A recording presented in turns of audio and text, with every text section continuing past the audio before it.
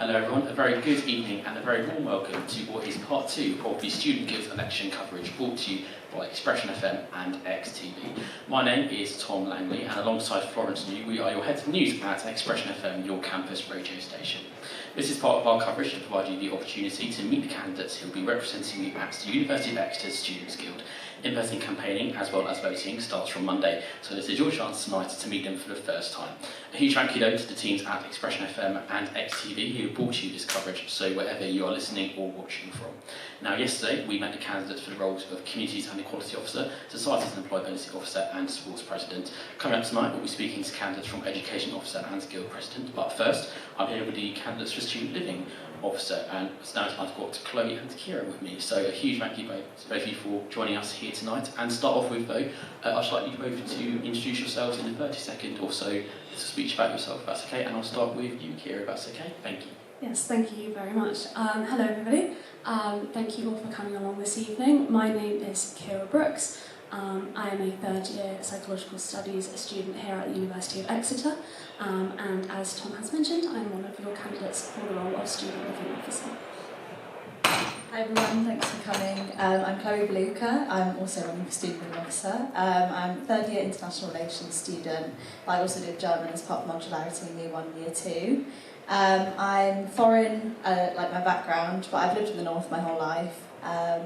And I'm running mostly because of my experience with housing, but I'll get onto my priorities later. Thank you. Excellent, thank you both so much, and I'll start with you, Chloe, on this question. But what was it that motivated you to run for this role initially? Honestly, it was really my experience with housing. I don't think I'm alone in saying that housing in Exeter is quite bad, and student housing in general. You know, I've had like the normal experience, the broken boilers, apathetic landlords, estate agents not sort of sticking to the law. And then I'd say, you know, that made me really passionate about changing it for people, because it's stressful enough being a student, but when you've got housing issues on top of that, it's just like unnecessary stress that you don't need. And Kira? Yes, so I made the decision to run quite a while ago now, actually. I had the idea that I was going to run to be on the Guild for quite some time, but I wasn't really certain where I would potentially fit in. So the introduction of the role of Student Living Officer was kind of the perfect thing, and it came at the right time for me.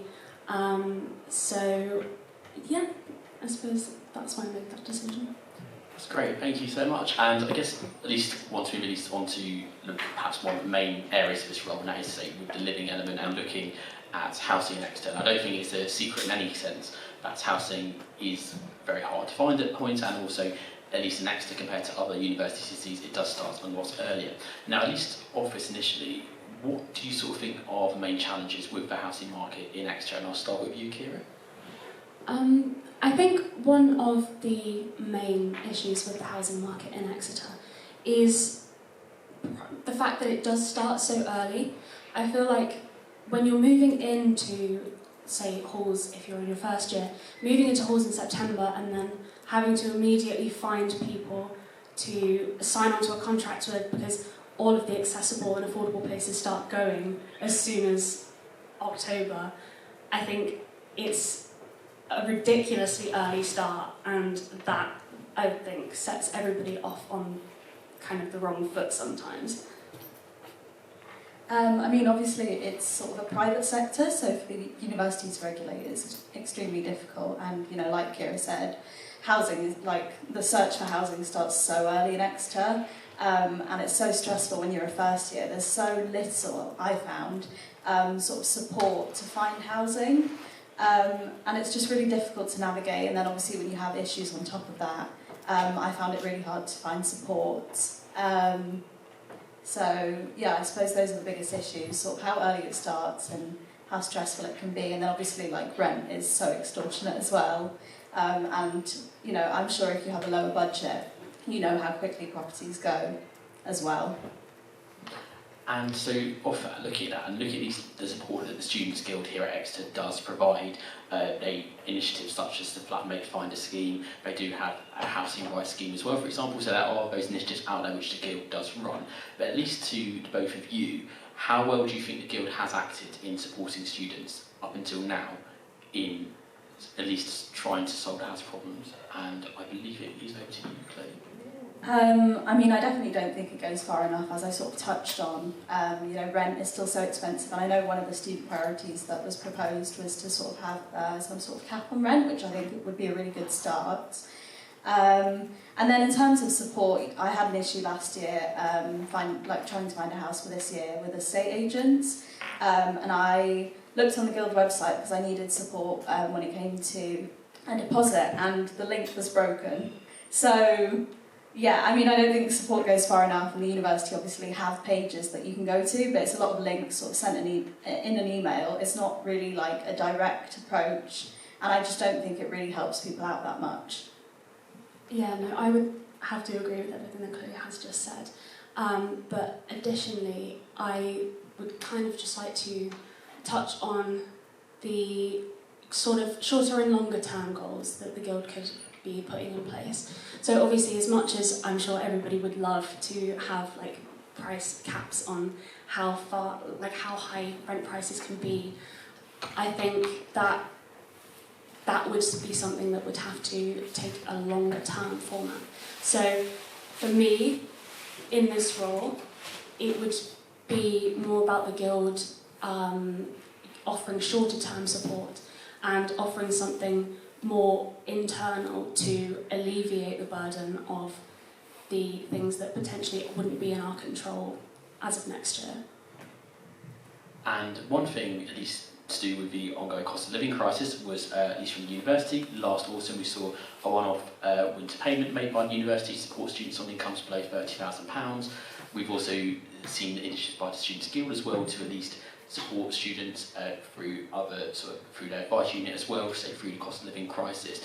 I guess where we are with, say, the current situation around the cost of living, how, at least up until now, do you think there's anything that in hindsight could have been done differently by either the university or the Guild in supporting university students in this? And I believe that was you first, Kira. So one thing that I found is that the university and the Guild often assume that the circumstances of every student looks the same and offers the same amount of support for everyone. And while I don't mean that to say that people shouldn't be offered support, I believe everybody is entitled to that support and deserves that, I think it's very naive to put that sort of blanket across every student. I think going forwards, a more individualised approach to supporting students where they need it most would be much more beneficial than offering sort of base level support to everyone and just going, that's it now.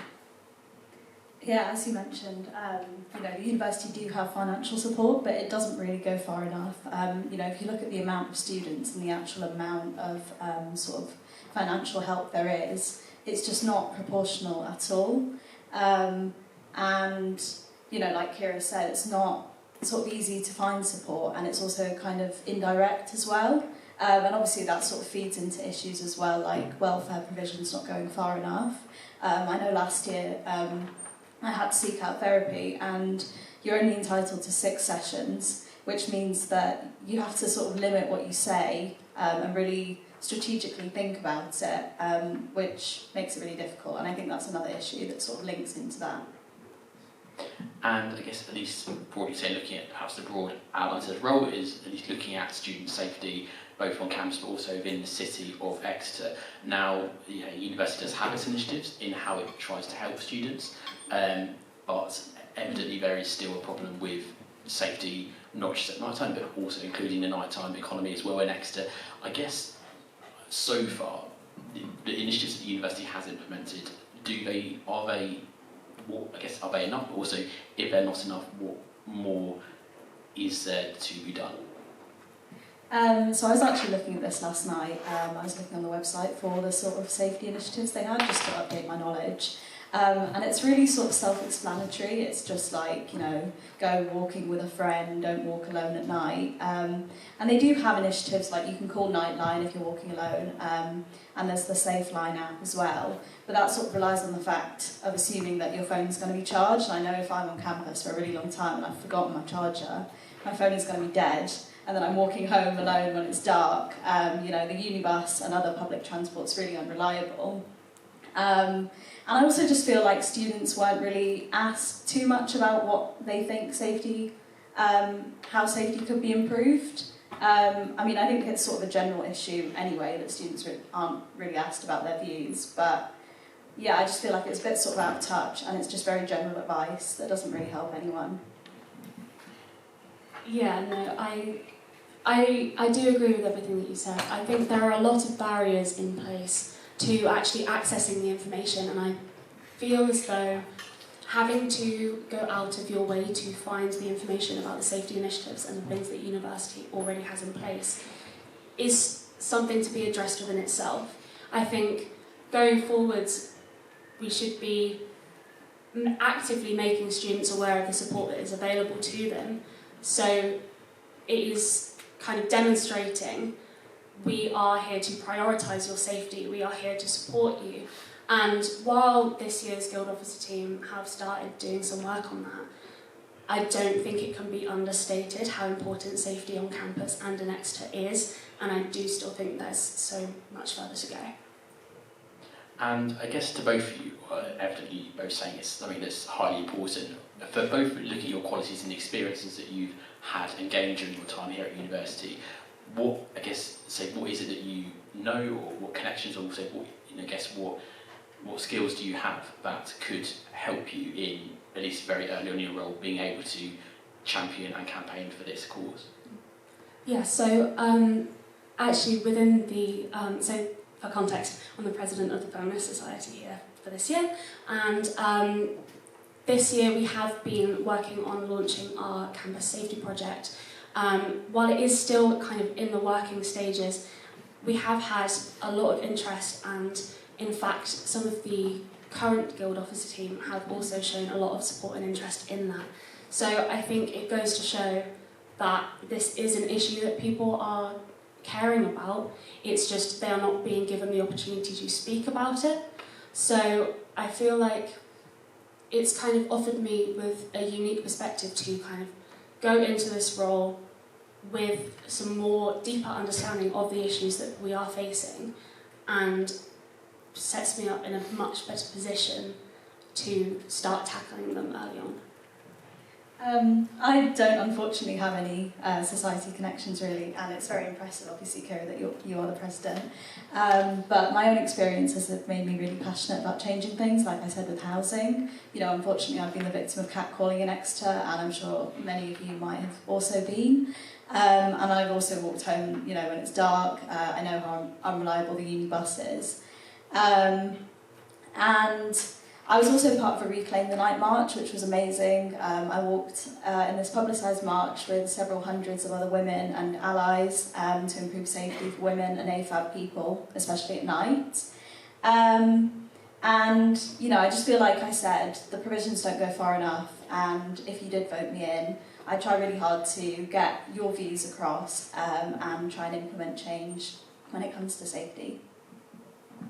Now, at least looking at what the Guild, as I say, at the moment is doing in terms of student living more generally, perhaps in terms of how they can support students, you do get many surveys. It's quite often, many times a year, you will get sent at least feedback surveys from the Guild, often to enter a prize draw, often most of the time.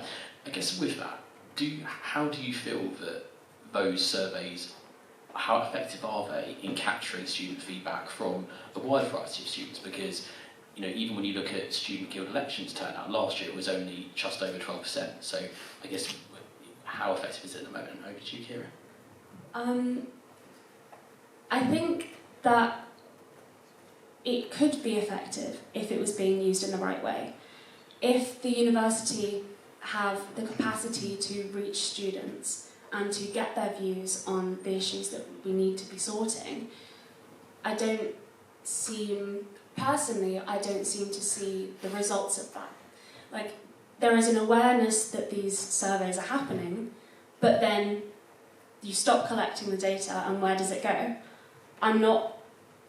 Personally, I haven't seen anything actually come of a lot of those things, but clearly, at least to me, it's not an issue of accessibility of that data and that information. It is just where it is going and what it is being used for afterwards. Yeah. So I think there's definitely things that could be improved. Surveys, don't obviously reach as many people as the university would like them to, and I think also you sort of have to be interested in whatever issue it is to sort of be involved, and that happens a lot with politics. I know last year or first year actually, I did this sort of in-person thing about how they were going to flatten Berks Grange, and I think that was really effective, but obviously it might not be the most accessible because it was an in-person event. But I do think if they had sort of some maybe like roundtable talks with a wide variety of people, it would encourage more people to go and share their views and sort of bounce off of what other people are saying. Excellent, thank you. And sort of, again, going back to at least looking at housing again, perhaps final question on housing for now, is to do at least with the relationship between students and the local community. Evidently, in recent years, the university has quite seriously expanded into the city of Exeter. I guess from that, there are also times where at least local residents may not be particularly happy with the university expansion living near students. Sort of up until now, do you think that there has been at least efforts from the university to improve this relationship, or do you think that this is always going to be an issue that there is in student life? And I believe that's you, Chloe. I personally have never really heard anything about sort of the university trying to improve it, and I do think a lot of it is sort of perceptions that people have about university students, that we're really loud and we just like throw parties all the time, we do no work, and I don't think that's necessarily true. But I would say to everyone, obviously try and be mindful of who you're living nearby and maybe sort of give them a heads up if you are sort of planning an event. And in terms of what the university could do, I think maybe just sort of give more advice to us on how to handle sort of relations with the people we're living nearby, because I feel like it can be sort of difficult to navigate, and just a bit of support and advice would be really helpful. From my personal experience, it kind of comes across like the university and Exeter as a city operate on two completely different sort of planes almost. As far as my experience goes, there has been quite a distinct lack of engagement between the students and the wider community, and I feel like that is a bit of an oversight. I think the local residents could be, in some ways, could be beneficial to student life, and I feel like there should be more engagement, but I don't think that it's something that is particularly spoken about by the university, which is potentially something that we could benefit from. Definitely, thank you so much. Now, at least perhaps looking more broadly at the Guild and how they've operated, at least to you during both your experiences here at university so far, is generally, do you think that the Guild has benefited your student experience, and at least initiatives from the Guild has benefited your student experience and people you may know, or do you think it's not quite there yet? And that is up to you first, Kira. Personally, I do feel like the Guild and having that sort of engagement there has been really beneficial. I know that for me, I found in my first year that I didn't quite felt like I had found my people yet. And it was only when I started kind of getting more involved with the Guild and with societies and things like that that I felt like everything kind of fell into place a little bit. So for me and for a lot of people that I know, it has been very beneficial, but I do feel like it kind of comes across like it operates behind closed doors sometimes. And I think that we need to be encouraging more student participation and things like student-led projects, which is something that we could all be doing potentially in these roles going forward, to really almost offer the Guild up to the students as something that they can benefit from rather than just something that is there going on while they're here. I mean, personally, I felt quite detached from the Guild, and I'm sure I'm not alone in that. Like Kira said, it does sort of feel like it operates behind closed doors. And, you know, they do like surveys, they have Instagram, but I just feel like it doesn't really reach such a wide range of people. And they have had events that I've gone to. They had the big night in. I don't know if anyone else went to that, but that was quite nice. But yeah, I've always felt quite detached. I mean, maybe that's partially my fault because I haven't really engaged that much. But I do think there are issues with sort of transparency about what they're doing, reaching students, and also students feeling sort of linked to the Guild as well.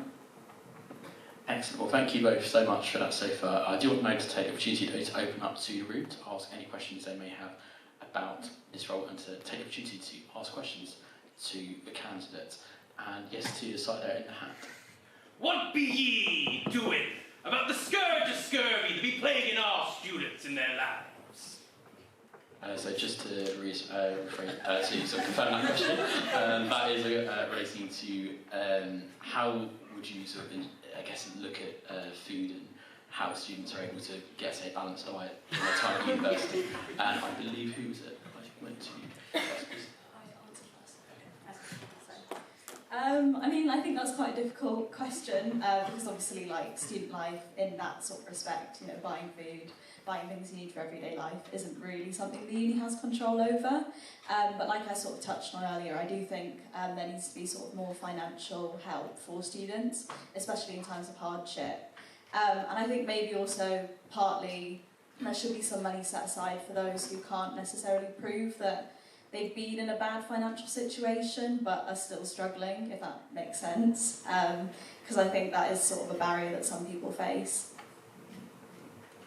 I think that you make an interesting point, but as far as the uni not having control over things like buying food and things like that, I'm not sure that I would necessarily entirely agree. I think that the Guild has been putting some things in place, like that the wellness covered in DH1 with all of the bits and pieces in, like the pregnancy tests and the condoms and things like that. I think that that is an amazing thing to be trialling, and I would wonder if potentially that would be something that we could push further, or perhaps introducing things like food swaps. Something like that to give students the opportunity to engage with each other and with the Guild could potentially be something that would be beneficial. Thank you. And any more questions at all that anyone would like to ask at all? Yes, just in the jumper there. Given that student living officer is still quite a new role, I feel like there's a lot of freedom to take it in your own direction and sort of start new things. So in what way would you like to take the role in a new direction next year? So just to repeat, the student living officer role is still a relatively new role in the Guild, and based on that you can still shape it quite a lot.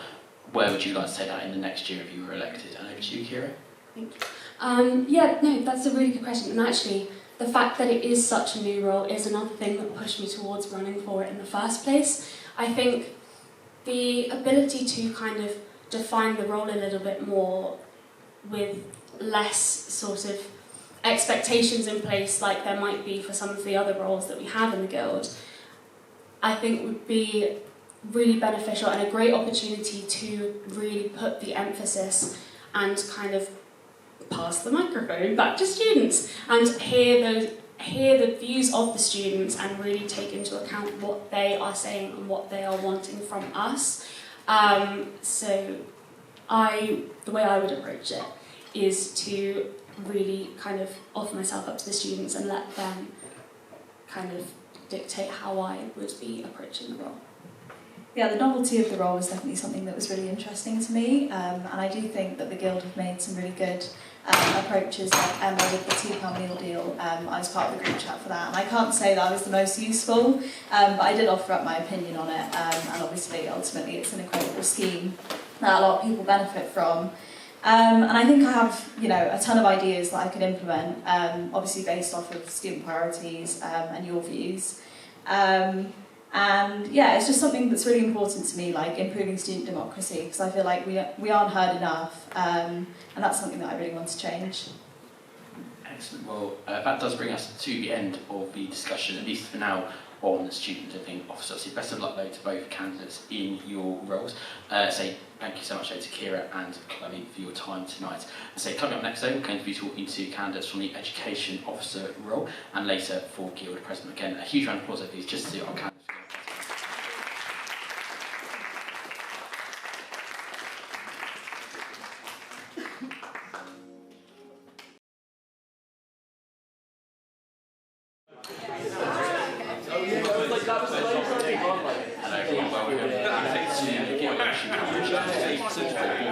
By XpressionFM and XTV. Now, thank you all so much to our candidates earlier that we met for the role of student living officer. But now I'm here with Jack and Seth, who are both running for education officer here at the Students Guild. I should say, the third candidate who unfortunately isn't able to make it here tonight. But as I say, we've got Seth and Jack here today. And to start with both, I'd just like you to make a quick 30-second introductory speech just about yourself and what motivated you to apply for the role. And we'll start with you, Jack, if that's okay. Cool, yeah, thank you very much, and thank you for having both of us this evening. Yeah, my name is Jack Barry, I'm running for Education Officer. I'm a third year English student, and what motivated me to go for the role was I think out of most of the officer roles, it's the one that can have the most impact on everything academic and everything quite serious in terms of university life, and I'd really like to make a difference there, and I think that's what pushed me to go for it. Hiya, my name is Seb, Sebastian Racic. Don't expect anyone to get my surname right. I'm a Polish-English dual national. I'm a third EPB student, and I'm running for educations because I'm a bit of a nerd and I really like education policy. That's a quick answer, but you'll hear more from me later. Excellent. Thank you both so much to both of you. Now, I think I want to start off with something which both of you have spoken about in your campaigns on your Instagram pages quite a lot this week, and that is to do with mitigation. And at least in your views were both the problems of mitigation. Now, just some context, at least last September, the university did reduce its mitigation period from 7 down to 3 days. I guess for both of you, I'd like to at least ask you, what is perhaps the issue that you both see with mitigation being 3 days, and what are perhaps the main problems you see with how the university has handled extensions to coursework up until now? And I'll start with you, Seb, if that's okay. Yeah, so I think mitigation, 3-day mitigation, is just really harsh on all of us. Like, when you think about taking a mitigation, it's often for something serious, right? And 3 days is not nearly long enough for that, right? We might be doing part-time jobs, we might be doing other things. And I think 7 days was perfectly acceptable. We used to have it in this university, as Tom just said, and a lot of other universities do it. So it's a perfectly feasible thing to do. But for some reason, the university, like many other things, is being incredibly harsh on us, and I think that's unfair to all of us. Yeah, excellent point. Yeah, I think it's a really tricky one. It's something I've spoken to with the previous couple of officers, Jack and Alex. It's a tricky one to strike a balance, I think, between lecturers and students in terms of their marking time versus our extension time. I think the worst thing is part-time jobs. A lot of students have to juggle financial and academic concerns, which really sucks. And equally, supplying evidence for mitigation that's longer than 3 days can be very, very difficult. Often you need a doctor's note or something along those lines, and that's not something you can pluck out of thin air, especially in short notice. So it's a tricky one, but not a great one, I think, right now. Thank you. And I guess at least thinking about this, and say last year's candidate, Alex, also ran on at least the idea of trying to make it at least easier to get extensions. I guess of that, and perhaps of anything which, if you were to be elected, you went into the role and you did start trying to make changes, ultimately this is, with education, obviously you are going to be interacting with the university quite a lot. At least for you, what do you, at least how would you deal with any pushback from the university? And I guess, what experience do you have or qualities do you have that would help you in approaching quite senior university figures? And I'll leave that with Jack to start with. Yeah, sure. No, great question. Thank you. I think going off a little bit what I've just mentioned, there are two perspectives. It's a tricky one. In terms of experience, I've worked with university councils before. I've worked with academic staff before, and in both circumstances, you find very quickly they're not very aware of the student perspective. It only takes 5 minutes of conversation to kind of enlighten that. But it's a very tricky one. But equally, it's important to be aware of both sides of things. I think you can't obviously storm in and say we want 7 days back, make it happen, because there would have been reasons why it's been reduced down to 3 as it is. Reasons which unfortunately negatively affect us and something that we should really push for. Right. My experience mostly comes outside of university. I've known it for ages. I used to do a lot of talking with teachers back in my small state school, and I used to talk to a lot of MPs and councillors in my local state school talking about this, talking about policy, like extensions and support for students from less privileged backgrounds. And just like Jack said, I think it is a lot of conversations that are not always going to go our way, but I think it's important to have them, right?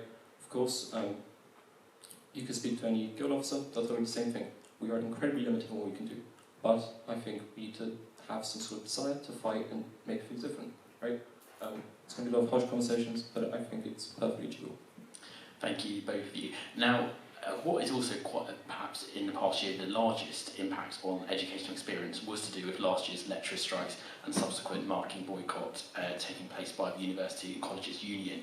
Now, I guess initially with this, how well do you think the university responded to this?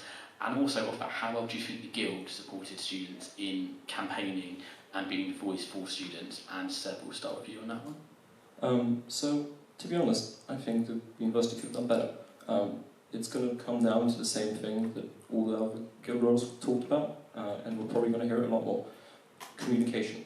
Communication is absolutely appalling, regardless of where you go, whether that be the guild or the university, right? When the strikes were happening, especially if you were a student potentially graduating, there was a lot of anxiety. But even for us, who were going from second year to third year, it's really scary, not knowing what's going to happen. And the guild needs to be better, communicating to the two students, telling us what's going on, and I believe that's something that, as a guild officer, you're perfectly able to exert that pressure and push for the guild and the university to be a lot more communicative with the students. Yeah, I completely agree. It's an incredibly difficult one. I know a lot of people felt that they were in the dark for a very long time. Communication, there was definitely poor on that back. I know the guild, I think, did all they could, but it goes to show that people still really felt left out. I think on the back of that, the financial compensation scheme, which obviously came as a result of the strikes, was incredibly inconsistent. I think there wasn't any widespread advertisement of it. It came very late in the day, and I know a lot of people who didn't even know it was happening.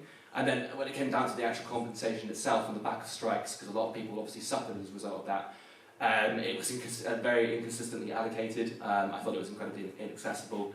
And it's something that, there's a lot to be said about the way they handled that and the way they treated us. And I think, it goes to show that students can easily be left feeling like profit, in a way. Excellent, thank you. Now, at least looking at, I want to stay on this element of strikes because it was a big impact on student experience as well last year. We did see that as well. Now, back in last November, let's say, of last academic year, we saw at least initially the Guild survey students on how they should respond to lecturer strikes. So effectively asking the student body through surveys what the best response would be to whether they support lecturers or whether they'd be perhaps not in support of lecturers. Now, with that, do you think that having surveys and at least ask perhaps a surveying student body on matters such as industrial action, which is quite divisive politically, do you think that that is the best way, or do you think that there's always one side that you would need to lean on? And I believe that would be Jack. I'll start with first. Yeah, great question. I think in terms of the Guild's responsibilities for students, I would agree with you that there is one side that you can lean on. I think their responsibility to back up students in that case, it was almost as if the survey wasn't necessary because it was almost a kind of inevitable response where that's concerned. I think it's a tricky one though. Obviously the Guild are funded by the university in the majority of cases, and so there's something to be said about their relationship in terms of alienating or restraining themselves. But yeah, I would say that I would completely agree. They should have been on the student side 24/7, I think that, yeah. Yeah, so as you know, the Guild is a charity, and its intention is to look after us, students of Exeter. And sometimes the Guild is really poor at doing that. I will say, I think surveys were probably the right thing, but again, I'll come back to the thing I just mentioned. It's communication, right? How many people actually go fill out these surveys, right? It's not good. And something should be done about that. We need to make sure that next year things get better, or otherwise we're just going to continue seeing a Guild that's really unresponsive to students' interests. Now, both of you are third year students here at the university, so when you both started university back in 2021, it was coming out of the effects of the pandemic, and even for your first year, I'm sure you would have faced some elements of disruption. Now, with that, coming at least from when you saw, at least initially, perhaps even into last year, moving out of the pandemic and seeing support from the university, how well do you think that the Guild and the university has been in adjusting to post-pandemic university research and teaching? And that's Seb, I believe, first. So I think overall it's been quite a mix, especially when it comes to things such as how examinations take place. For example, we've brought back in-person exams for certain subjects. I know that universities such as UCL have not, and they still do online exams for a lot of their degrees. Something like that is a big change, especially since a lot of us, there's a good chance, never sat an in-person exam. I know it applies to me as a PP student. Sitting exams in person was quite daunting.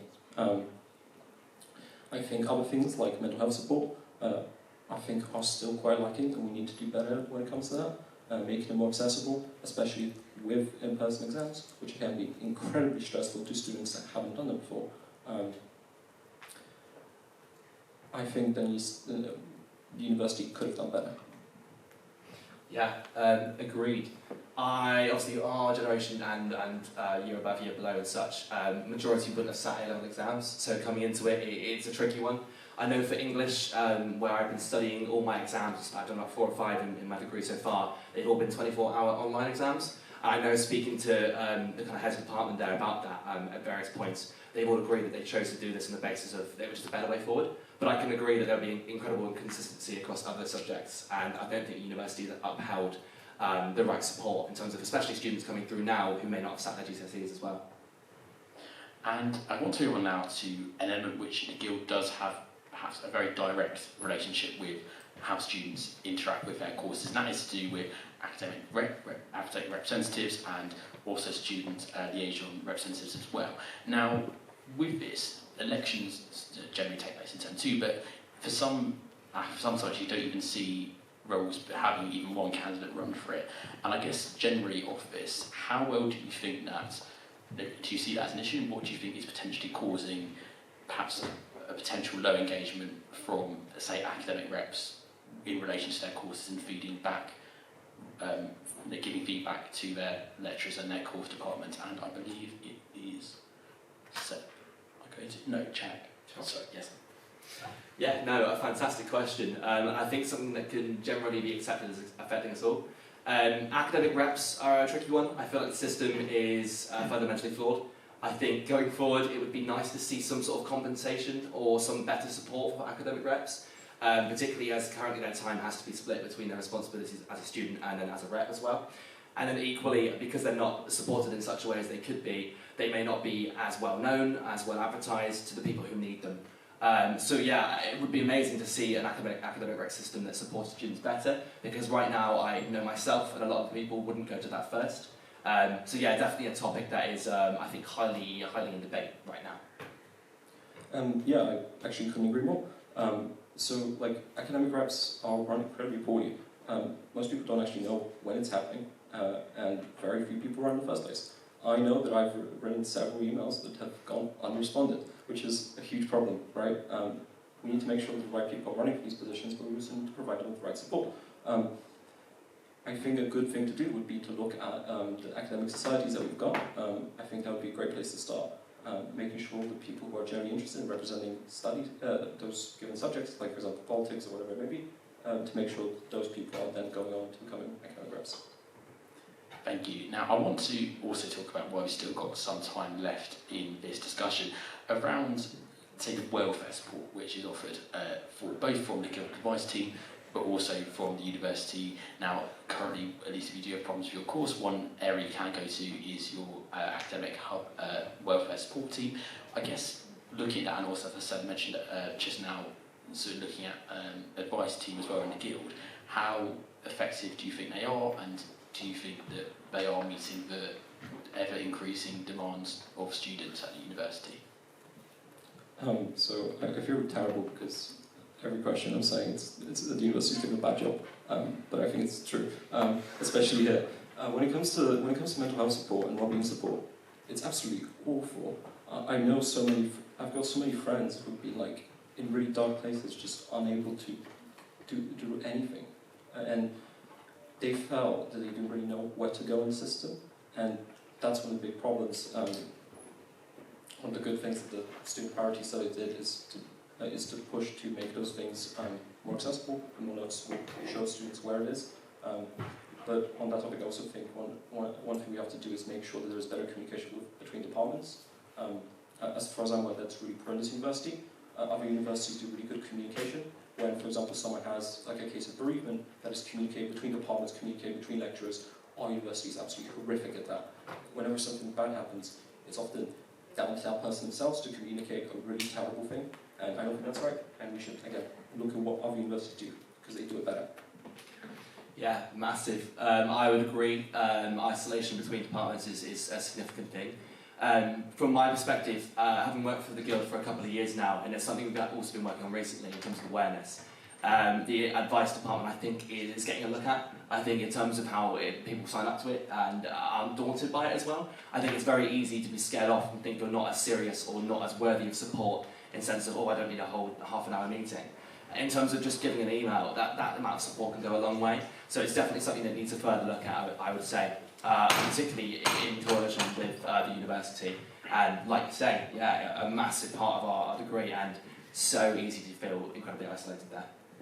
Thank you. Now, we've spoken quite a lot tonight about at least areas where the Guild and the university isn't perhaps supporting students as well as it should be doing.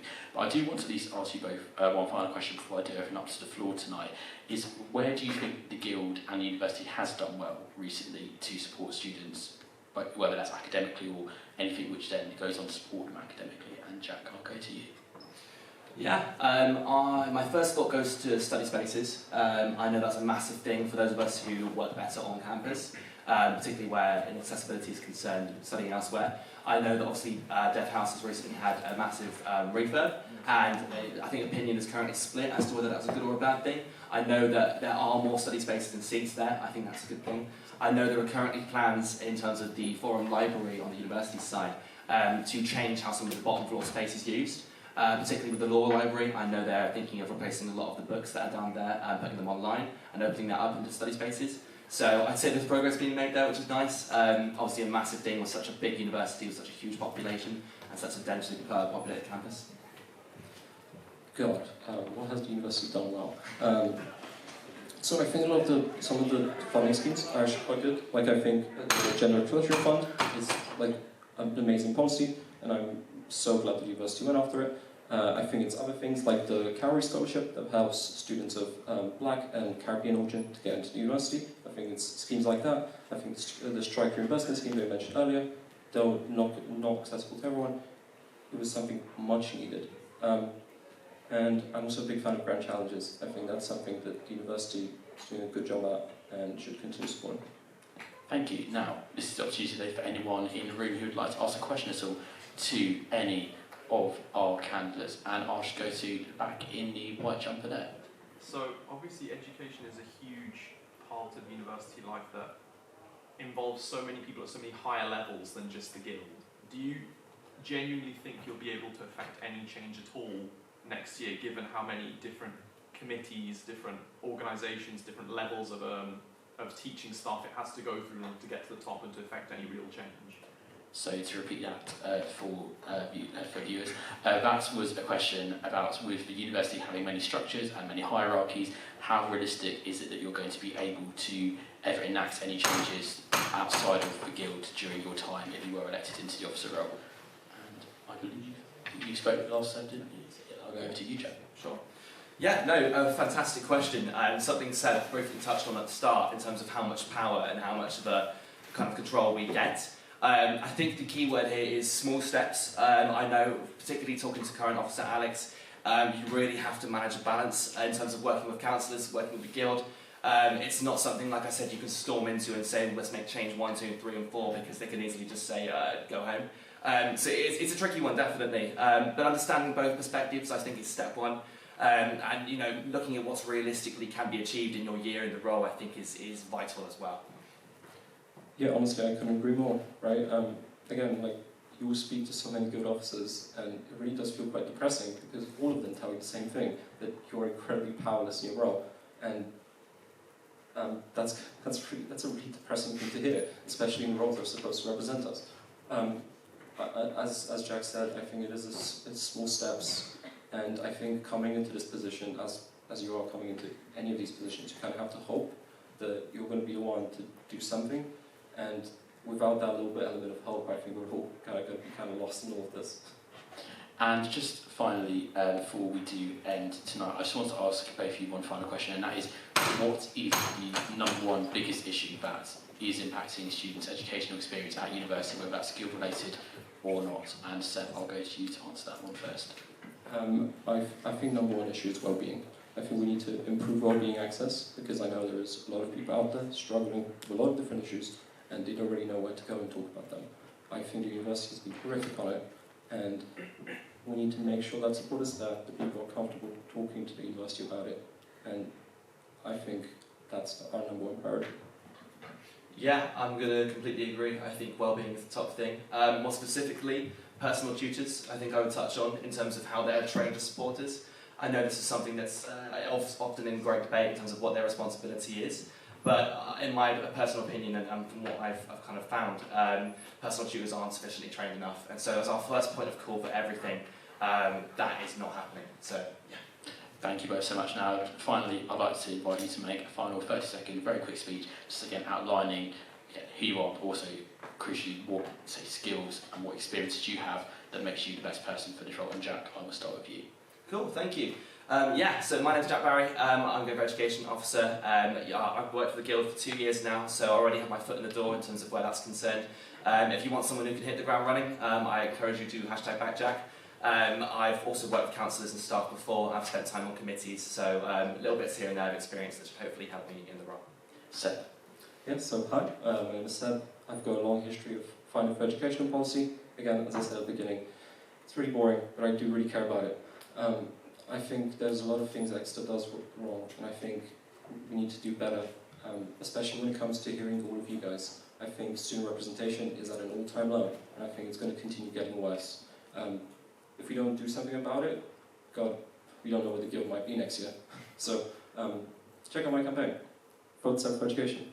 Well, both Seb and Jack, thank you so much for giving me your time today. As I said, we just have Kieran, who's running this role, who said unfortunately isn't here tonight. But I say best of luck to all our candidates. I'd like to have a huge round of applause for giving up their time tonight.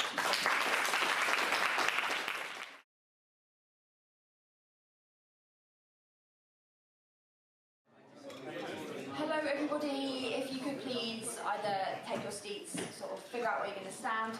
We're going to get on now with our final roundtable discussion of this year's Guild elections. So, as Tom said earlier, I'm Florence, the other head of news, and I'm going to be moderating this discussion for the role of President, for which I'm currently joined by 3 out of the 5 candidates. So for those who are not here, I would encourage you to also go and read their statements.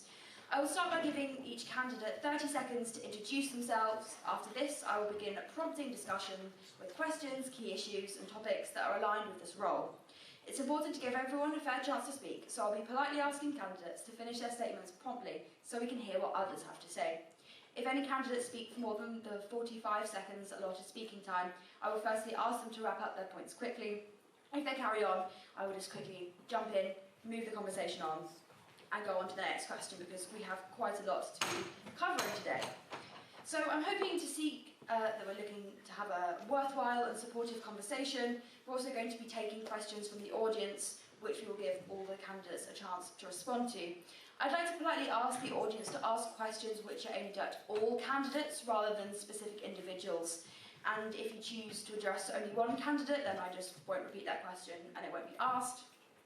All of the candidates here today have been asked to follow the Guild's campaigning rules, which means that they are not permitted in the Guild's rules to make election manifesto pledges or promises, and also no negative campaigning. We've asked candidates, rather than tear down their competitors, to build themselves up and show their strengths for the specific role. So, all of my disclaimers out of the way, we will start with introductions, so we'll start with Alex and then we can work our way along. Hi there, I'm Alex. I'm an MA Middle Eastern Studies student. I also did a history degree before that here at Exeter. You may know me from my work as president of the Debating Society, or just as that guy with the beard who only wears flannel shirts. And yeah, I'm going to be guild president because I think it's a job I can do some actual good here in Exeter for a lot of students. Thank you. Yar, me hearties! Me name be Captain Hook Talon, and I be the third fiercest pirate to ever sail the seven seas. After a year lost at sea, down in the briny depths, I be returning to Exeter in its darkest hour to fulfill me promise and make our guild the talk of the seas. A vote for Captain Hook Talon be a vote for the piratisation of the guild. Yeah! Thank you very much. And finally, yourself. This election should be about ideas. It should be about an opportunity for you to hear what we have to say and to compare ourselves to each other. The Guild, an authoritarian institution, doesn't believe that should be the case. But I've come here tonight to speak my mind because I think that's how you should decide this election. And I have a simple question for the other candidates about whether they are brave enough to do the same. Because if you're not brave enough to talk truth to power, then how are you going to do that with the Guild if you are elected president at the end of this process? That's the question I ask you. Thank you very much for all of your introductory statements. So because we went with Alex first, we'll then start this end for my first question. So during campaigning, it's common to criticise the Guild or to promote areas that might need changing. Are there any aspects of the Guild that you think have been successful thus far and that you'd like to carry on? Well, I'd love to ask the audience if they think that the Guild has been successful. But nobody's saying that any institution is a complete failure, but ask yourself this very simple question. In the last few years, where you keep electing Guild presidents who come from big societies, who promise to be revolutionary but never do anything, do you actually feel the Guild is getting any better? Is the Guild getting any more democratic? Are students actually getting a say in the process that is undertaken? In this election, we can't even run on ideas. The things we're going to do if we're Guild president, or we're told, are going to be decided by student priorities, not a student voice and a student vote. A student vote for me is a vote to change that, and I'm the only person calling that out. Thank you very much. Captain? Well, I be not a student at this university. I be a briny swashbuckler sailing the seven seas. So while I may not know about the successes of the Guild, I be knowing about the successes of me. With me crew, we have pillaged and plundered the South Devon coast. Together, I've only faced 7 attempts at mutiny, but I've never technically been caught by His Majesty's Navy. I be not maybe fully knowledgeable about this Students' Guild, but together, with me as your successful Pirate King, we could be making a Pirates Guild. Thank you very much. And lastly, Alex? Isn't it great having to speak after him? No, I think there's some things the Guild do very well, and some things they very much need to improve on. A dull answer I'll give, as someone who's worked very much on the administrative level of the Guild, is a few years ago the Guild was largely bankrupt, had huge staff turnover, only keeping people for weeks at a time, and under genuine legal issues, and we've managed to get out of all of that in the last few years, which I think has been a genuine success that should be accredited to some of the people working in the Guild at the moment. Thank you very much. Now, my second question is, representing the student voice is a key part of this role. Outside of existing methods for listening to students, such as surveys and focus groups, how else do you plan on canvassing opinions? Would you like to start? Well, as your Pirate King, I be seen regularly across campus, in me gear with me crew, maybe even sailing a ship on land, because together we be flooding South Devon, so that I can easily be accessing me new pirate kingdom with me ship the Trail War. Together, I be an accessible face to all ye students, and I be offering, just as I offered to me swashbuckling crew, an open office policy, where all ye can come to speak to your new Pirate King, and I be listening about your fears about there not being a rum ration, about you not being able to pay for goods with gold doubloons, and for you not being able to settle your differences with jewels to send the other to Davy Jones's locker, metaphorically speaking. Thank you very much for that. And lastly, Alex. Well, not lastly, we still have Jack, but next. Okay.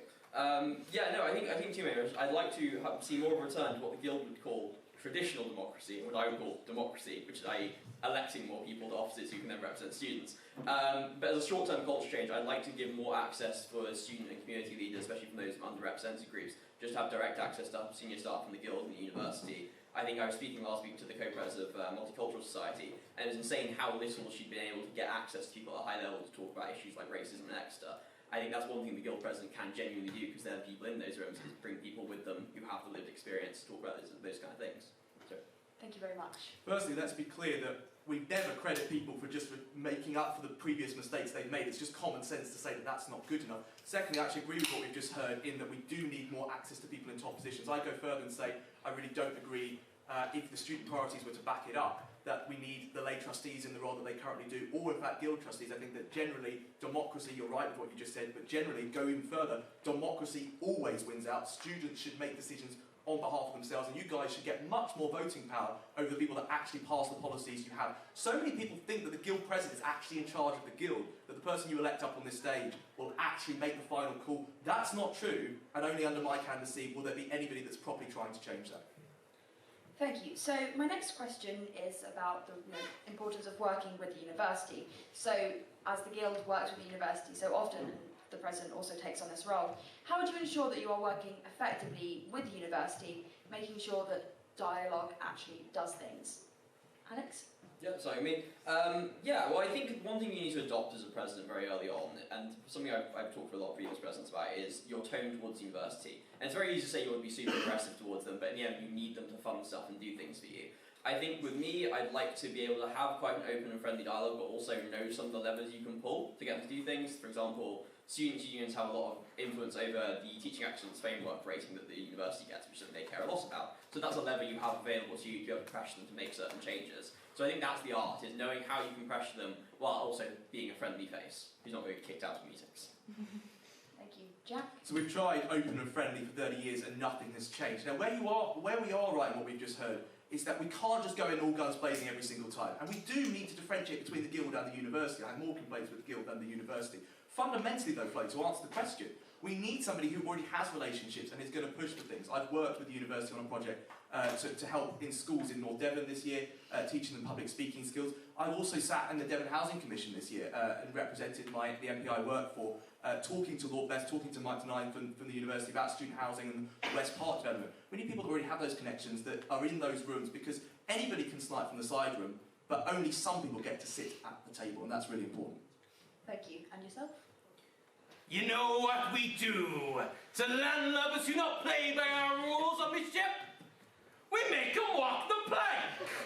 And that's why I would be fighting to not only build the plank, but make the Vice-Chancellor pay for it. And if they refuse to play by our rules, if they refuse to say, bring cash back to campus, but only accept gold doubloons, then we'd be making them walk that plank. Thank you very much. Now, for my next question, as president, you will not be working alone. How important is it for you to work within the team of officers and the team of permanent staff at the Guild? And how would you combine sort of leading this team also with the importance of teamwork? I believe Jack, it's you first for this one. Well look, teamwork matters and one person can never achieve anything. That's why I've built a great campaign team. I think I'm the only person on the stage that has freshers in their campaign team, because we need a wide-ranging team in place. But let's also just talk truth to power here and say that the team is just too big at the Students' Guild at the moment. There are people that do not, in my opinion, need to be doing full-time jobs. They're not representing us well, they're wasting our money. We could cut money by doing a smaller team. So yes, the team, but not to the massive bureaucratic team we have at the moment. Thank you. Trey? Well, I be an experienced pirate captain. Together, me and my crew have pillaged and plundered across the land. Only last week, we be sailing near Dawlish when a giant narwhal ate us up whole. And you know what we did? We pulled together. We hooked it line and sinker from the inside, and we towed it back on ourselves back to shore. I know exactly how to work with a crew, because I be a legendary pirate captain. Yar. Thank you. Yeah, no, I think all the officers I work with do amazing work and get a lot of good stuff done. I think what the president needs to do is be the one that brings that together into a coherent strategy, and is also able to represent the priorities of those four officers and the things they're working on at the highest level in university council and things like that, so they can then put pressure on the people at lower levels within the university to actually listen to those officers and kind of use the power of that presidency to really let them get things done. Thank you. So, as president, you would essentially be taking on the role as the face of the Guild. How would you ensure that you're adequately representing Exeter students on a national or even an international platform? Trey first. Well, as we've already established, all the guild president now is is a figurehead. So I'd be saying, what better candidate, what better person to be a figurehead if you be believing that our officers be deserving true power and to be truly representative? What better candidate to stick it to the guild than a pirate king? Thank you. Alex? I think there's been some great work done by the current officers to represent Exeter within Parliament, within national institutions. I particularly have some experience working with the National Union of Students, which is our main voice to the government when it comes to stuff. And I'd like Exeter to be a major part of the pushing the very necessary reforms within those institutions, as it was last year, and as hopefully it will be in the conference in Easter. Thank you. Well, let's start with representation here in Exeter. We need a guild president who actually is in touch with all the different year groups, somebody that actually gets the expressions cohort, gets all the different year groups that we've got, gets all different kinds of students and isn't going to push their views onto a student. That's really important. We do need somebody that sticks it to the guild, that's right, but it's not going to be a pirate, it's going to be somebody that's actually going to oppose what the guild stands for. At the moment, I'm the only candidate who does that. I couldn't disagree more, though, with the fact that we should do that through the National Union of Students. That's an anti-Semitic organisation that isn't properly reforming. I really respect the work, actually, of our Exeter representatives, and I know Alex is running for that. I wish them the best of luck. I just think the organisation is so bureaucratic, we won't achieve anything. Ultimately, though, Exeter knows best what Exeter needs, and the power should stay here in Exeter, and that will be my job as guild president. Thank you. So we've had a lot of discussions about cost of living. It's come up in multiple of the different races so far, and obviously the guild president is sort of jack of all trades, master of none, so covers this area as well. How much is it the guild's versus the university's responsibility to help with the cost of living? I believe it's Alex first. Yeah, well, just being practical about it, I mean, I think a lot of it has to come from the university because they quite simply have the money, and as much as the guild can do a lot of great work on advice and support and stuff like that, the final solution to cost of living is just getting more money into the hands of students, and that has to come from the university, so I'd say that it is their responsibility primarily, even though there is some good stuff we can do through the guild. Thank you. Jack? Well, look, I'd love to talk to you about all the ideas that I have in place, that how we can cut costs, but the secret police will be after me. So what I'm going to stick with instead is to say that we can cut costs. There are clear areas where we can cut costs. We talked about officers, we talked about some of the things that the guild spend money on. I also agree that the university has also got a part to play in this. So it's both sides. I'm only running for guild president. I'd love to be vice-chancellor, but that's not what I'm running on the stage for today. But the guild can do their bit to cut costs, but we must cut costs to make it easier for students to get by. It's the number one issue affecting students, and that will be my number one priority if I'm allowed to make it so. Thank you. Well, it be the responsibility of both. But let's talk about what we as the guild, the Pirates Guild, can do. Last year, I fought for free lines, and that still be something I believe in.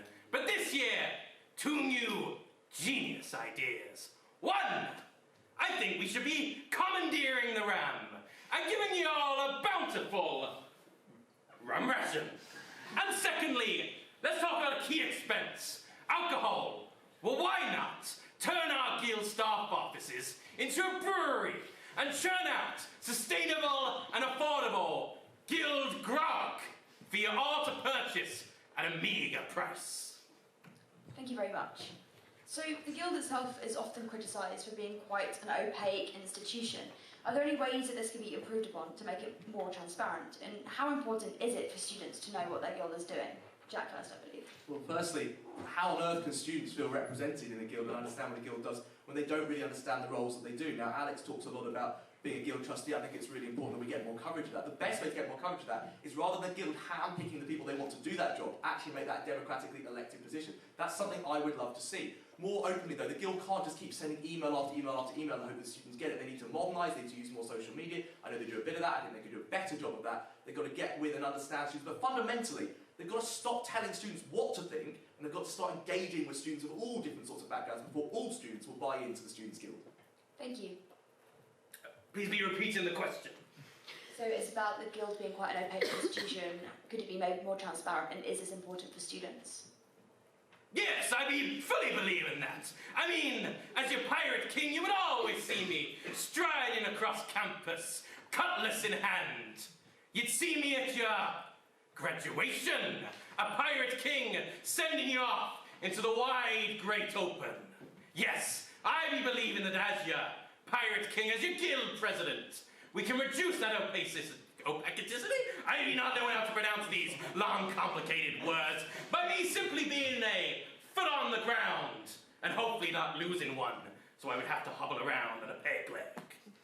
Thank you. Alex? Yeah, so I think the Guild does a lot to advertise certain things. I think it's just very unwilling to advertise bits that it isn't proud of, and I think that's the problem. I think we need more institutions that are looking into and actively searching the Guild for problems. I think part of that is X-Media, and I'd like to, as president, would have quite an open door policy of X-Media. I think the Guild views them too adversarially at some point. I think part of that is restoring a lot more power to a body like the Student Advisory Board or a new Guild Council that's able to investigate the Guild and hold them to account on different issues. Thank you. So the Guild is supposed to represent all students. How can this be improved upon for marginalised communities and often forgotten groups, including perhaps postgraduate and mature students? Trey, first. I'd be saying that if we, as I would campaign for, a fully elected Guild Advisory Board, that we be making sure that this be accessible to all, encouraged to all, and really requiring that scallywags and landlubbers of all communities and backgrounds be part of it.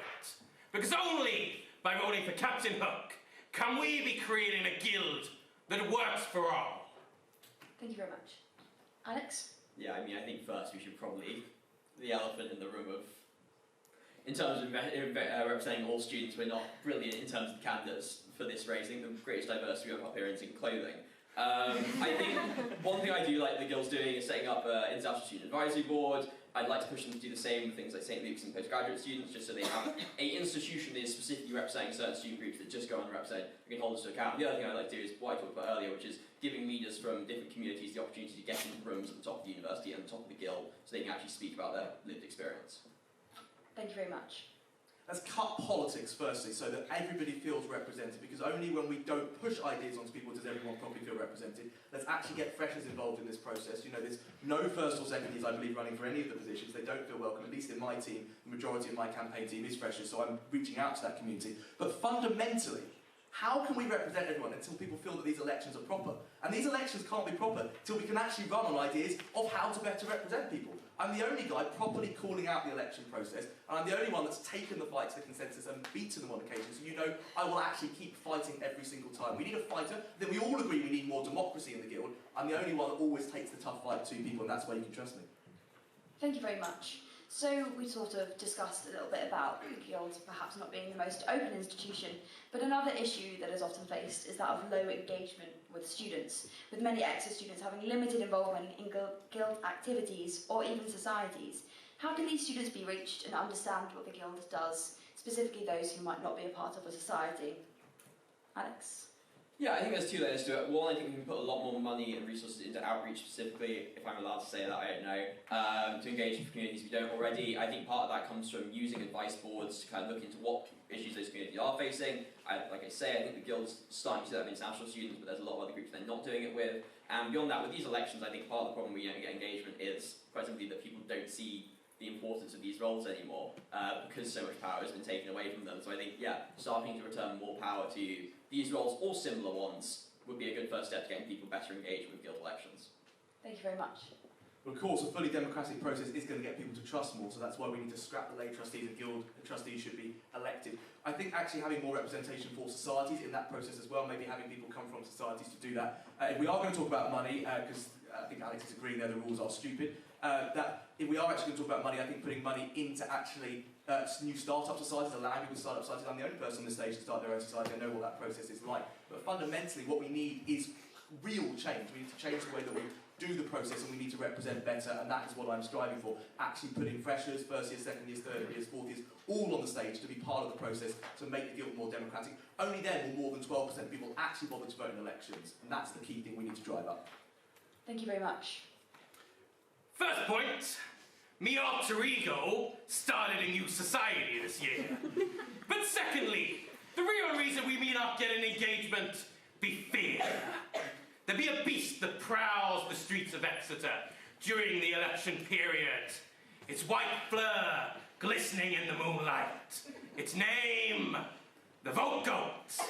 Last year, I tried to stop it, and I pushed it back temporarily, losing me eye in the process. This year, if we want students to be brave enough to feel comfortable to engage in elections, we must finally put an end to its reign of terror, publicly execute it, and mount its head at the entrance to Devonshire House. Thank you very much. Now I'm going to ask one more question myself before I then move on to audience questions.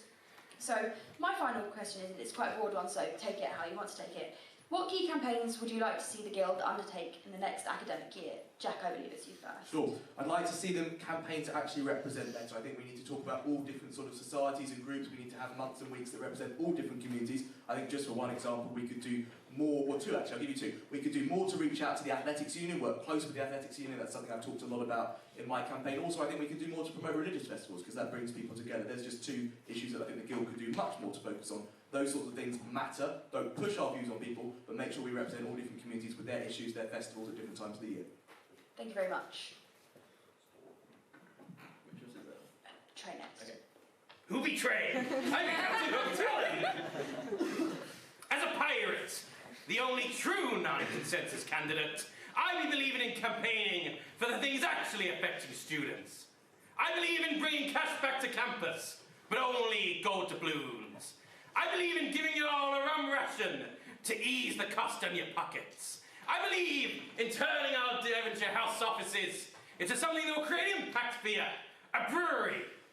I believe in flooding South Devon, so all of you swashbucklers can sail to our pirate kingdom we be building together.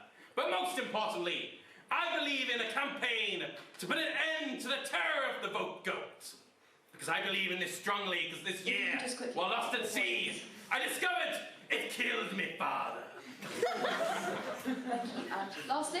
For me, housing. It's where we spend almost all students spend the vast majority of our time and the vast majority of our money in Exeter. Is getting worse and worse. Prices are going up, the time you have to rent is going up, is going further and further back, and landlords and letting agents think they can treat students terribly. I think we should do far more to be campaigning with the council to allow low cost housing and engaging better with council and letting agents to hold landlords to account and properly regulate them. Thank you very much. So now I'm going to open the floor to questions from the audience. If you could please all raise your hands. I probably won't be able to get to all of you, but I will get to as many of you as I can. Okay, wow, this is great. Love this engagement. First of all, yourself.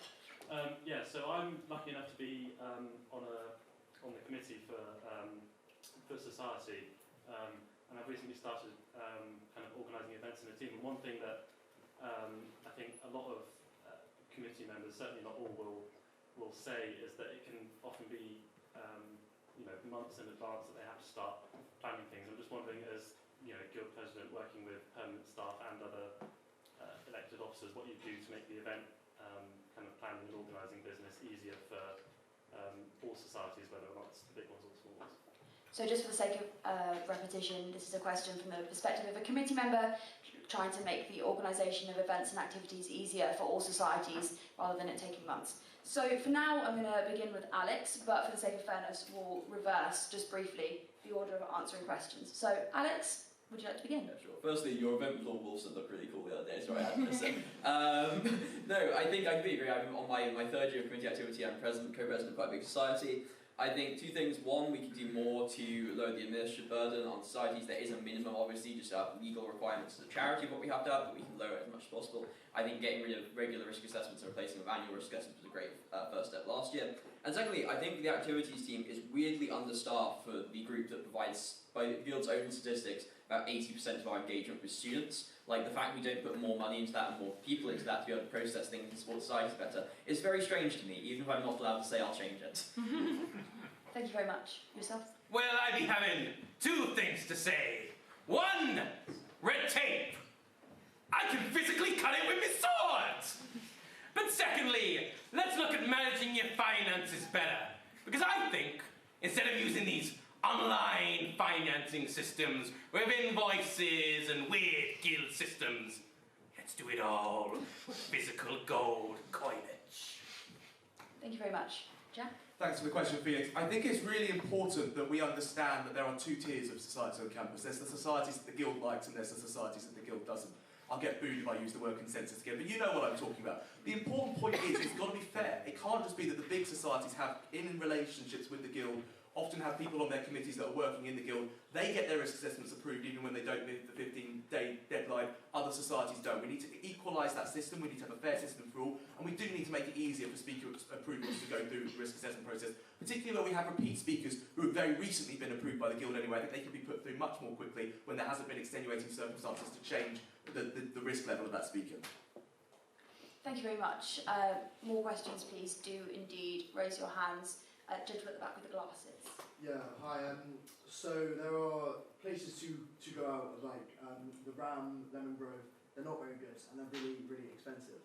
How would you look to kind of make it a bit more cheaper, kind of keep things more on the campus, so reduce noise for the local residents? Yeah, just kind of things around that really, just kind of improve. Yeah, not like that. So this is a question about the on-campus outlets, including the Ram and the Lemon Grove, how to make them more affordable, more attractive for students compared to other outlets that might not be on campus. So, Captain, yourself first.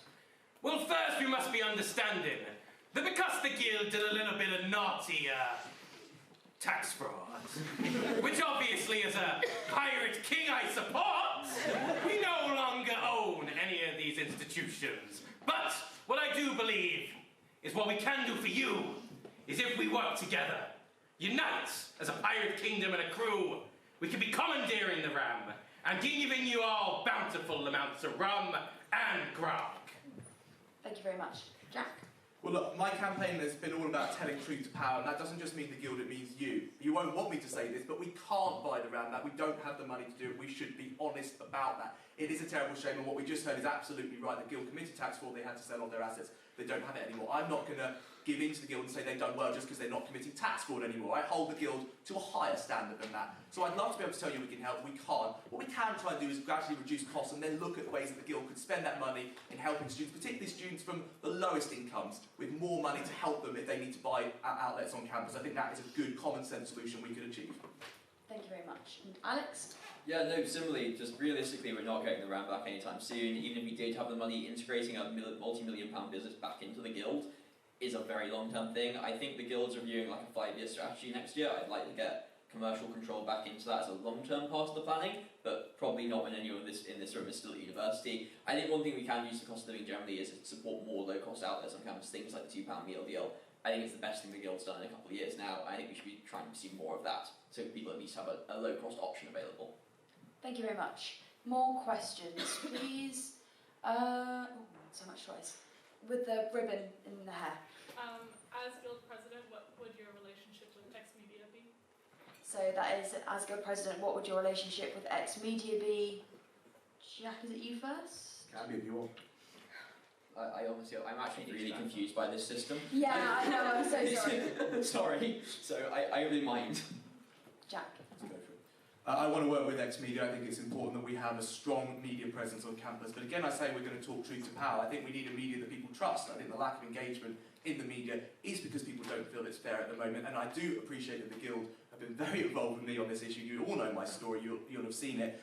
The important thing isn't about me, though. It's to represent and doesn't try to keep politics out of it. All I'll ever push is not for people to agree with me, but to respect people's voices wherever they sit on the aisle. Then we can have a media that's more trusted by campus, more engaged with, and therefore does better coverage overall.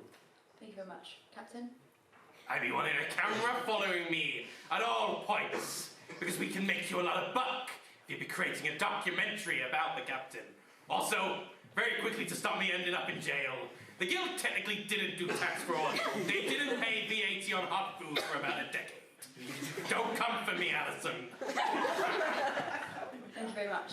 Alex? As I said earlier, I'd like to, if I'm elected president, have a fairly open door policy of X-Media where they can just come to me and ask me any questions. I think the Guild does sometimes view X-Media too adversarially. I think part of the problem is they just have far too much power, especially over Expose. The fact that Expose have to get articles about the Guild passed through Guild approval in order to publish them is ridiculous to me. That should be done by a neutral third party, so we have an independent media outlet that can actually hold Guild officers and Guild establishment to account. Thank you very much. More questions? In the funky shirt. Thank you. So as a person who works with the LGBT Society on a lot of different projects, after the recent launch of the Gender Expression Fund, what more can be done to support trans students in Exeter? So this is a question sort of in relation to the LGBT Society about supporting and helping transgender students. Captain, would you like to go first? Well, as a pirate captain, I be welcoming all individuals, no matter their gender identity. All are welcome on Captain Hook's ship, and all be celebrated for who they are. I be believing that we should be making sure that all have the ability to be themselves, be proud of who they are, and be felt respected on our campus. And anyone who dare say otherwise be facing the pointy end to be cutlass. Thank you very much. I'll go to Jack next, because I realised I did change the order. So the easy answer to this question is to say we're going to put more money into these societies, we're going to promote them on campus. The much harder conversation to have is about why trans students are struggling on campus. And I think it's the real shame, and it isn't the Guild's fault, this is a national issue, the politicisation of trans rights as an issue.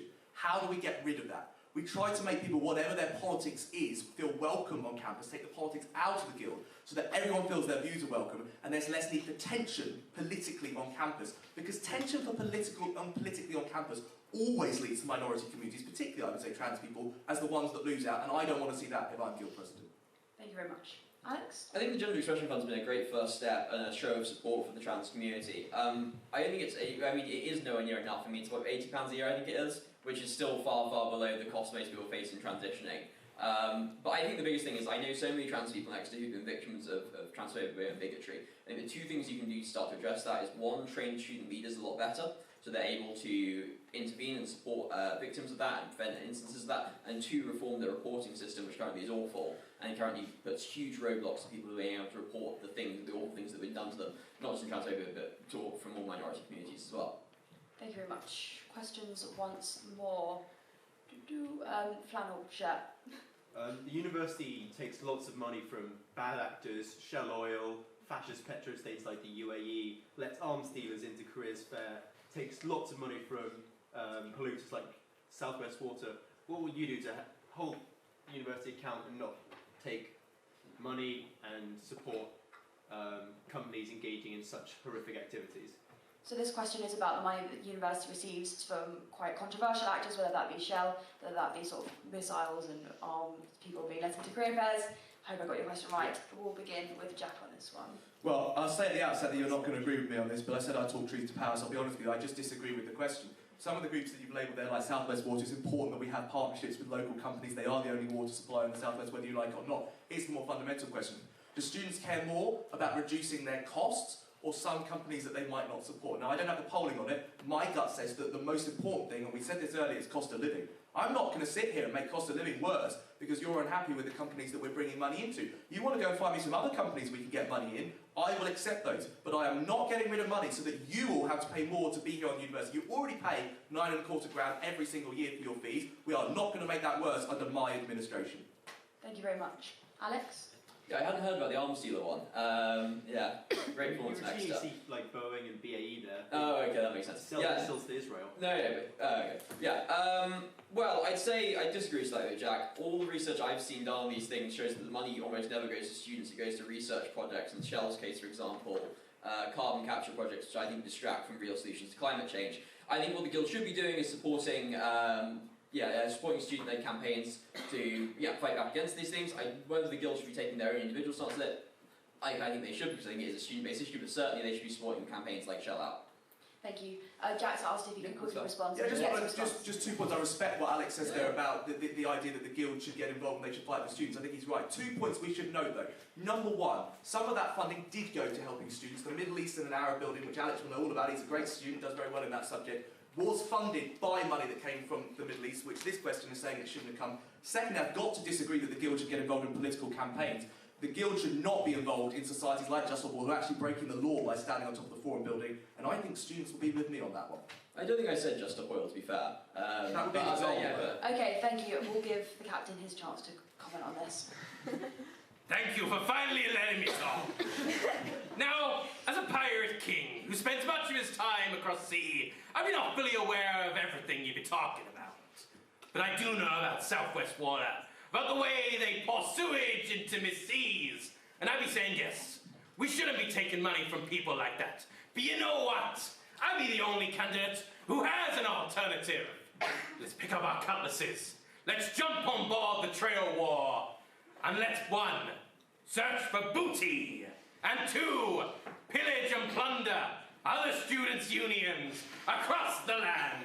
That way, we can make sure that we don't take money from accused dirty actors, and 2, all of ye can live your true pirate lives. Thank you very much. Okay, now I believe we've got time for around 2 more questions, so if you have got your hands up, you know, make them some good ones. Back sort of corner. I just wanted to know, really, obviously in this election process, it's the first one without manifestos, and it's been more about student priorities. I just wanted the candidates think this is something they'd look at keeping going forward within the Guild if they were to win the election this year. So this is a question about the current election processes that we're seeing literally right now, about the changes to remove manifesto pledges, promises, and whether that would be something they'd like to keep in the future. We'll begin with Alex on this one. Yeah, I haven't had a great time with the electoral system so far. They sent my candidate statement back to me 3 times because I always talk about issues I care about in a list. The 3rd time they told me I only had 30 minutes to rewrite it before they could guarantee it would be on the next day when things were released. So I haven't had a great time. I do think we should look at changing it. Obviously, I think the bigger issue personally is the fact that both the deputy returning officers who get to make the final say on these issues are both Guild staff, and there's no clear means of appeal to an independent returning officer. There is one, but they haven't listed any clear means of appeal, which gives the Guild far too much power both in this sector and in every other aspect of the election. Thank you very much. Captain? A vote for the piratisation of the Guild be a vote for the redemocratisation of the Guild. At the moment, all you hope is that by doing a survey, a Guild staff member decides that you care about something. You have to trust that the Guild says what you care about is what you care about. I say no. Captain Hook, Talon, believes that we should vote for candidates with policy manifestos, because that is the only form of true democracy, and the democracy that we as pirates believe and exhibit in our pirate councils. So a pirates guild be a democratic guild. Thank you very much. Jack? So both my opponents have been quite punchy on the rhetoric about democracy tonight, about manifestos. It's almost like they've had to do that because the moment that we came out the election briefing, I went on Instagram, called it out, and I've been calling it out every single day since. I'm delighted to see that the others have caught up, but I think it's really important that we lead from the front, not follow from the back. Of course, in answer to Jacob's question, it's an outrage that we can't run on ideas. I think the worst thing about it is it backs up people who are already better known, already the front runners, already maybe worked in the Guild. Now, I'm not in any way saying that those people had influence in the policy, and Alex has said, quite rightly, that he's calling it out as well. I'm sorry to hear about the experience he had with his candidate statement. The fundamental point is that the Guild should never be allowed to change the system to benefit people that they handpick to work for them by not allowing others to challenge them in a debate on ideas. I want a debate on ideas. Thank you very much. You've asked for a response? He be saying he be the first to call it out. I be disagreeing. I be calling it out not only in me manifesto, but not manifesto, but also on my social media as well. We may be needing a fact checker here. Okay, and for our final question of the evening, in the back of the scarf. Yeah. We've heard a lot tonight about your ideas and what you're looking for, but this is a job and it's a paid position with a salary. Why specifically are you qualified to be Guild President and be paid to be Guild President? Okay, Captain, I'll start with you. I be a pirate king, a legendary captain, sailing the 7 seas for decades. I be the only candidate here with the experience of manning not just students, but motley scallywags. I be the only candidate who's found hidden treasure, who's fought off dangerous beasts, like the vote goats. I be the only possible candidate, because ultimately, as we all be saying, we be voting for the figurehead of this guild. And I be the only candidate, being on a pirate ship, who has any experience with figureheads at all. Thank you. Jack? Well, look, let me answer that question directly. I've run a society, as I think most of the people on this stage have. I have actually been out and I've done a job in the real world. I think that's important. I've fought the battles and I've always been willing to stand by my opinion. You might not always agree with it. Scott, you and I have had many great debates over the times. But the important thing is you've got to have someone that's going to fight for issues. But I actually want to flip that question in the second half of it on its head a bit and say, the most important reason is I've got a job lined up that I could go and do next year, but I'm saying I'd come here and I'd do this job instead. I know a lot of people use Guild positions as a sort of stepping board because they don't have anything else to do. I'm willing to put my career on hold because I think it's important that we have someone who's going to fight for change right here in Exeter. Thank you very much. And Alex?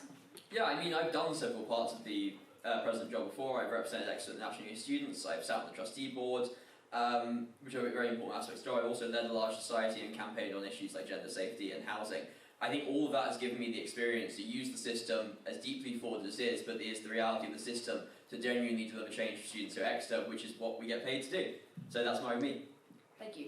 And as promised at the start, each candidate is now going to have 30 seconds to convince students why they should vote for them for the position. So Jack, I'll give that to you first. Well, other candidates have claimed to be the only anti-consensus candidate here today because they're worried about my ability to fight back against the Guild and they don't want me to be able to do that. Fundamentally, if we elect incumbents, people that have worked for the Guild before, we're just going to get the same thing again and again and again. Do you feel represented by the Guild? Do you like their politicisation? Do you like the bureaucracy in running societies? Do you like the overspending? Do you like the wasting of your money sending people on trips they don't need to go on? Or do you want to finally see change? We've tried the consensus year after year after year and they fail us every time. What's the worst that could happen if we try a rebel approach and do things differently? It's just common sense. Captain? I be saying, let's try an even more rebellious approach. This election be a chance to finally make a difference. A chance to finally use your vote to build a pirates guild. I say now, use your voice like thunder in a squall and vote for a captain who will fight for you all. A vote for Captain Hook Talon be a vote for a piratisation of the guild and a guild to be working for all of you. Thank you very much. Yeah! And finally, Alex. Look, I think I almost kind of answered that in the last question. The Guild presidency is a very difficult job because of a lot of the limits of power that have been enacted over the last few years, but that is the reality. It's also a very important job. It's going to be the ultimate person who's able to ensure that we all have an affordable, secure and accessible education and inclusive experience here at Exeter. I think when push comes to shove, you need someone who's going to know how to use the system, know how to use the aspects of the presidency that's still there to get that done. I think I've done that over the last few years. I've led societies, I've campaigned on issues, and I've done all the boring initiative shit as well. Thank you very much. Fair enough. Okay, and with that, that is the end of the President's Roundtable. So firstly, I'd like you all to give them a round of applause.